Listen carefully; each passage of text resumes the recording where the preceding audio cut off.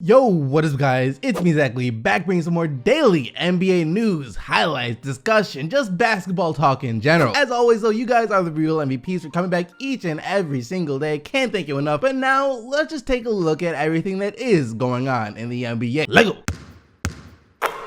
So the NBA playoffs start this Saturday. The real season starts this Saturday. Sure, the regular season is nice, it has its moments here and there, you know, some special things happen throughout it, but for the most part, after the All-Star break, it's just a waiting room, a prolonged waiting room for the actual season to start. And now we're here and I'm excited. Anyways though, what we gotta talk about today is apparently some other teams in the Eastern Conference fearing another team in the Eastern Conference that isn't LeBron James and the Cleveland Cavaliers. Even though I'm sure they're still scared of the Cavs too, but like I said, there's another team that they also fear, and that team is none other than the Philadelphia 76ers. So here's what happened. The Washington Wizards, who finished 8th in the Eastern Conference, were asked about how they feel about their first round matchup with the Toronto Raptors, and they said that they are relieved, partially because they think they have a good matchup with the Toronto Raptors. They think they can beat Toronto, but more so than that, they're relieved that they didn't have to play against the Philadelphia 76ers. We're looking forward to the matchup with Toronto. I'm a little relieved to not have to go against the hottest team in the league, Philly. That's not a team we want to see. We don't match up well with them. We might have split the season series, but they are the hottest team right now and they don't have Joel Embiid. That's a little scary. It's not often when you will hear another team head to the playoffs admit that they are scared of another team in the playoffs. So that's strange right off the bat. And also, if I'm Toronto and I hear this, I gotta feel a little more than just disrespected. Matter of fact, I personally feel disrespected for you, Toronto. Your opponent just said that they were relieved to play against you, the #1 seed in the Eastern Conference, and that they don't have to play against a team that's not the #1 seed in the Eastern Conference. Like, that's crazy. The level of disrespect that they just showed you is unreal. It cannot be measured in terms of disrespectfulness. And the fact is, I'm starting to think that they actually fell to the 8th seed on purpose so they could avoid Philly and get to play you. They were like, you know what? We could fall to the 7th seed and play against an injured, banged up Boston Celtics, missing their 2 best players and Marcus Smart, a valuable player off the bench. But you know what? Now give us the fully healthy Toronto Raptors team over there. We like our chances against you guys more than we do this crippled Boston Celtics team over here. That's crazy levels of disrespect right there. So I'll say it again, Toronto, if you guys lose to the Washington Wizards, it's over. I mean, this is your final warning. You guys now have to go out there, not just beat the Washington Wizards. No. That will not suffice. That's not good enough. You have to instill the very definition of fear itself into the Washington Wizards. Kyle Lowry and DeMar DeRozan, listen up. You guys have to go out there and make the Washington Wizards wish that they never opened their mouth. You have to make them wish that they never hoped to play you guys in the first round. You have to make them wish that they actually did have to play against Philly in the first round. You can make them wish they were playing against the dream team before they had to play against you guys. And this has to happen from the opening tip of game 1. At halftime, when the Washington Wizards are headed back to that locker room, they need to be crushed both mentally and physically. Well, don't hurt anybody, but just crush them mentally. Make them regret that they even thought they could beat you guys in a 7-game series or even 1 game alone. This is what you have to do, Toronto, because this is your chance not only to send a message to the Washington Wizards, but the entire Eastern Conference, matter of fact, the entire NBA, saying, you know what? We are here. This is why we had the best record in the Eastern Conference this year. This is why we almost won 60 games. Sure, in previous years, we whiffed, we choked. We know this, but not this time. Guess what? Completely different team, completely different mindset. And all of you guys have better respect it, because if you don't respect it, then you see what we're doing to the Washington Wizards right here. We're gonna do the exact same thing to you too. We're going to make you fear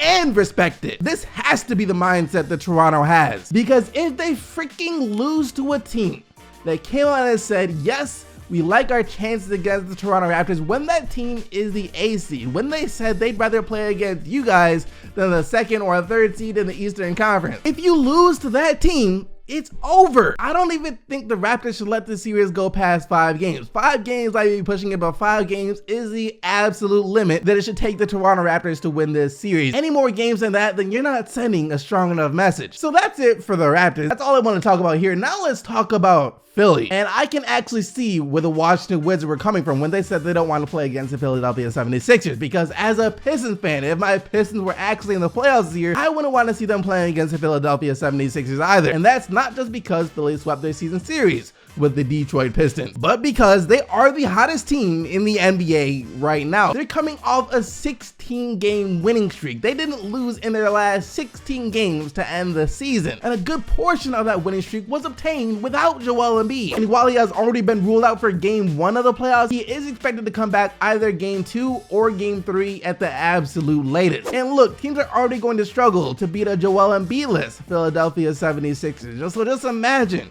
when he comes back and how much trouble they will have. And on top of that, you're talking about a Philadelphia 76ers team whose chemistry is at an all-time high, whose camaraderie is at an all-time high, and most importantly of all, whose confidence is at an all-time high. You got JJ Redick, who has been shooting the freaking lights out as of late. Same thing with Marco Bellinelli and Ersan Ilyasova too. You gotta deal with Dario Saric, who is good enough to actually win the Sixers a game by himself. And then not to mention, you got LeBron, Magic, Jordan Johnson 2.0 over there, and Ben Simmons, Ultra Instinct, Kaioken times 20. That's a lot to have to worry about right there. So I can see where the Wizards are coming from. I wouldn't want to be playing against the Sixers in the first round either. So a bunch of teams that aren't going to be going into the playoffs this year had their exit interviews yesterday. Actually, basically every team who isn't going to be going to the playoffs had their exit interview yesterday, where players get asked questions about the media about the season and expectations for the offseason and going into next season and stuff like that. Meaning, Lonzo Ball got asked these questions. And one of the most interesting things to me that he said was the fact that he said that he's not going to be switching up his shooting form, even though he didn't shoot the ball well at all this season. Lonzo, I'm sure you know the numbers,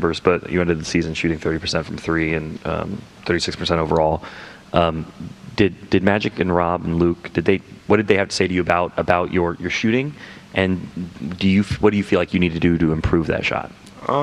Just shoot it with confidence for one, and then for two, just keep putting the work in. You know, don't change your form, nothing. I've been shooting like that my whole life, so they said they're fine with it.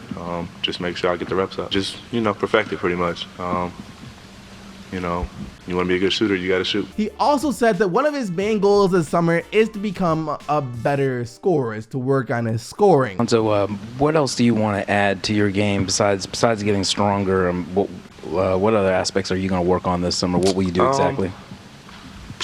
Probably the main focus is scoring, from all levels, especially off the pick and roll, getting in the paint. I feel if I get that to my game, that'll help a lot. And floaters, pull-ups, stuff of that nature.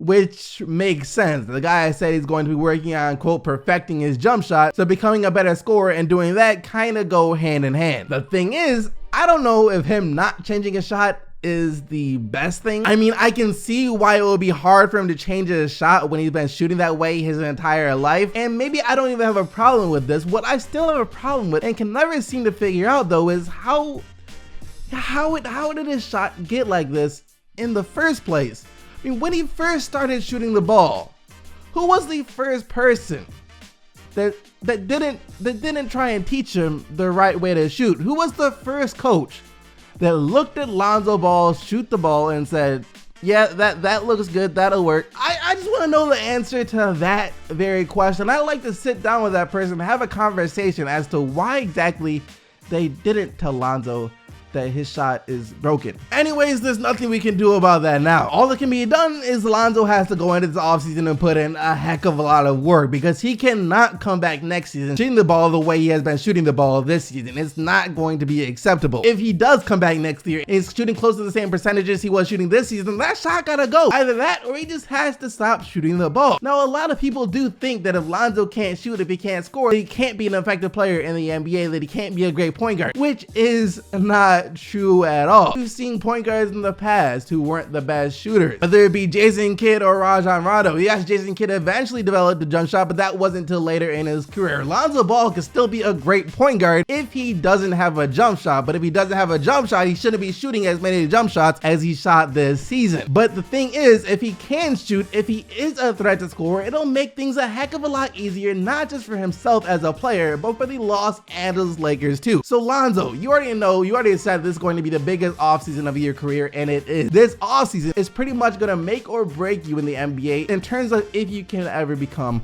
a reliable scorer. Not elite, not an elite scorer. I'm not expecting 20 to 30 points per game, but just a reliable scorer, as well as everything else you already do. And lastly, the third coach since the end of the season has already been fired, as the Charlotte Hornets decided to part ways with their head coach Steve Clifford after his 5 years of service with the team. And we all had to see this coming. Anytime a new GM takes office, which Mitch Kupchak just did for the Charlotte Hornets, it spells a lot of change. And that starts with the coaching position. He didn't hire Steve Clifford. Steve Clifford isn't the guy that he sees coaching his team, so Steve Clifford is gone. And it's not just gonna stop with a coach. There's about to be a lot of change coming for the Charlotte Hornets with the players too. Everybody except for Malik Monk is about to be up for trade. I'd be very surprised if Kemba Walker is still with the Charlotte Hornets this season. I don't think there's any chance that Kemba Walker returns to the Charlotte Hornets next season. And if I'm a Hornets fan, this is exciting me, because I know that all of you knew that this wasn't going anywhere with the team you had right now, that you were never going to win anything, that a successful season for you will be getting the A seed in the playoffs. So yes, this is exciting times to be a Charlotte Hornets fan now that you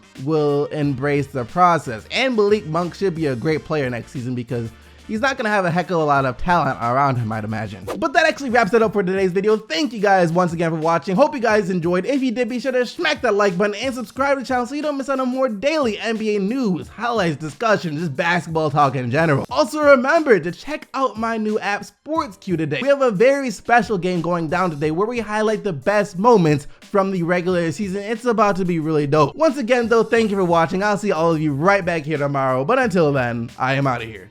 Peace!